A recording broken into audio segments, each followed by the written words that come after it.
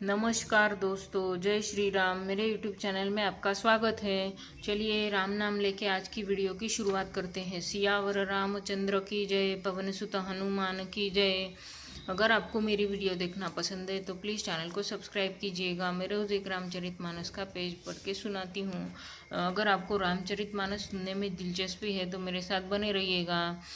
तो आज के पाठ में हम देखेंगे नारद जी जहाँ स्वयंवर हो रहा था वहाँ जाकर बैठते हैं और वहाँ शिव जी के दो गण भी आते हैं। उन्हें ये सब बात पता होती है नारद जी की। तो वो जानबूझकर उनके बाजू में बैठ जाते हैं। तो देखते हैं आज का पाठ। कुपथ माग रुज व्याकुल रोगी, बैदन देई सुनहु मुनि जोगी।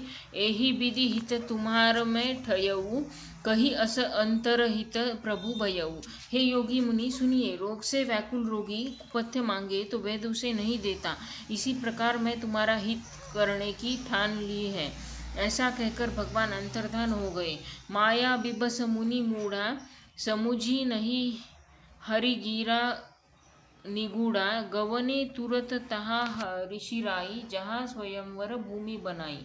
भगवान की माया के वशीभूत होने हुए मुनि ऐसे मूढ़ हो गए कि वे भगवान की अगूढ़ स्पष्ट वाणी को भी न समझ सके। ऋषिराज नारद जी तुरंत वहां गए जहाँ स्वयंवर की भूमि बनाई गई थी। निज निज आसन बैठे राजा, बहु बनाव करी सहित समाजा। मुनि मन हर्ष रूप अति मोरे, मोहि तजी आनहि बरीही न भोरे। राजा लोग खूब सच धज कर समाज सहित अपने अपने आसन पर बैठे थे। मुनि नारद मन ही मन प्रसन्न हो रहे थे कि मेरा रूप बड़ा सुंदर है, मुझे छोड़ कन्या भूलकर भी दूसरों को नहीं बरेगी। मुनि हित कारण कृपा निधाना, दीन्ह कुरूपन जाई बखाना। सो चरित्र लखी काहू न पावा, नारद जानी सबहि सिर नावा। कृपा निधान भगवान ने मुनि के कल्याण के लिए उन्हें ऐसा रूप कुरूप बना दिया कि जिसका वर्णन नहीं हो सकता। पर यह चरित्र कोई भी नहीं जान सका। सबने उन्हें नारद ही जानकर प्रणाम किया। रहे तहा दुई रुद्र गण, ते जानहि सब भेऊ। विप्र वेश देखत फिरही, परम कौतुकी तेऊ। वहाँ दो शिवजी के गण भी थे। वे सब भेद जानते थे और ब्राह्मण का वेश बनाकर सारी लीला देखते फिरते थे। वे भी बड़े मौजी थे। जेहि समाज बैठे मुनि जाई, हृदय रूप अहिमति अधिकाई। तह बैठे महेश गण दोऊ, विप्र वेश गति लखई न कोऊ। नारद जी अपने हृदय में रूप का बड़ा अभिमान लेकर जिस समाज पंक्ति में जाकर बैठे थे, ये शिवजी के दोनों गण वही बैठ गए। ब्राह्मण के वेश में होने के कारण उनकी इस चाल को कोई जान न सका। करही कुटी नारद ही सुनाई, नीकी दिन्हि हरि सुंदरताई। रिझिहि राजकुंवरी छवि देखी, इन्हि बरही हरि जानी विशेषी। वे नारद जी को सुनाकर व्यंग वचन कहते थे। भगवान ने इनको अच्छी सुंदरता दी है, इनकी शोभा देखकर राजकुमारी ही रिझ जाएगी और हरि वानर जानकर इन्हीं को खास तौर से वरेगी। तो आज के लिए इतना ही। आज के पाठ में हमने देखा तो भगवान हरि विष्णु को नारद जी से कहते हैं, सुनिए, रोग से व्याकुल रोगी कुपथ्य मांगे तो भी वैद्य उसे नहीं देता। इसी प्रकार मैंने भी तुम्हारा हित करने की ठान ली है।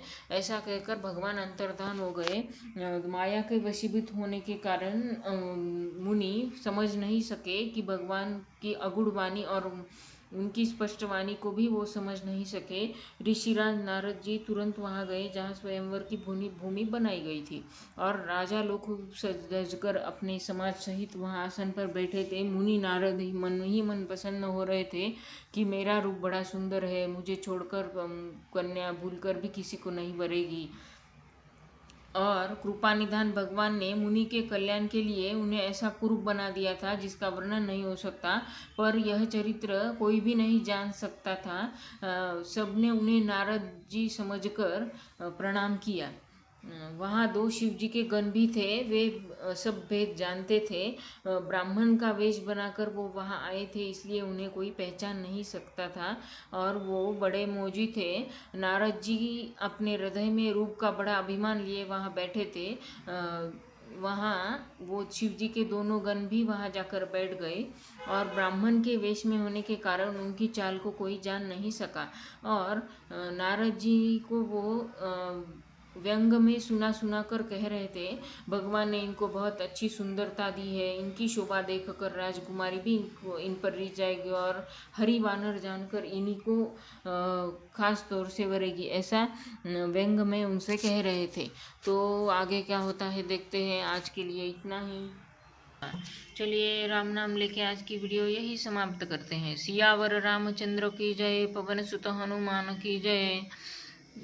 अगर आपको मेरी वीडियो पसंद है तो प्लीज़ चैनल को सब्सक्राइब करके जाइए। धन्यवाद। आपका दिन शुभ हो।